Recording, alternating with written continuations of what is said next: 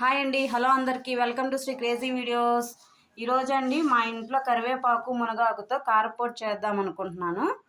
ఇది ఆరోగ్యానికి చాలా మంచిదండి. ఇది ఎలా చేయాలో మీకు కూడా చూపిస్తాను రండి.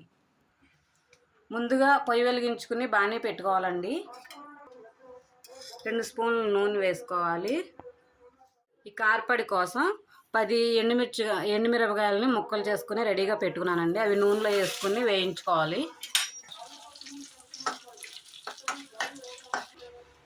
ఎండుమిరపకాయలు బాగా ఏగిపోయిన తర్వాత వీటిని మిక్సీ జార్లోకి తీసుకోవాలి.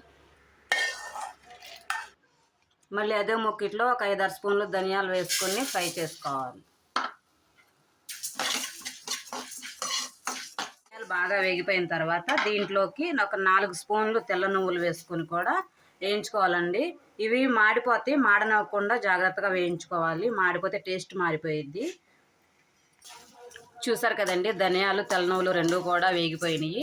వీటిని కూడా తీసుకుని ఇందాక ఎండుమిర్చి వేసుకున్న దానిలో మిక్సీ జార్లో వేసేసుకోవాలి. వీటిని కూడా మళ్ళీ అదే బాణీలో మనం కలుపుకుని పక్కన పెట్టుకున్న కరివేపాకు మునగాకును కూడా వేయించుకుని కొంచెం ఫ్రై చేసుకోవాలి.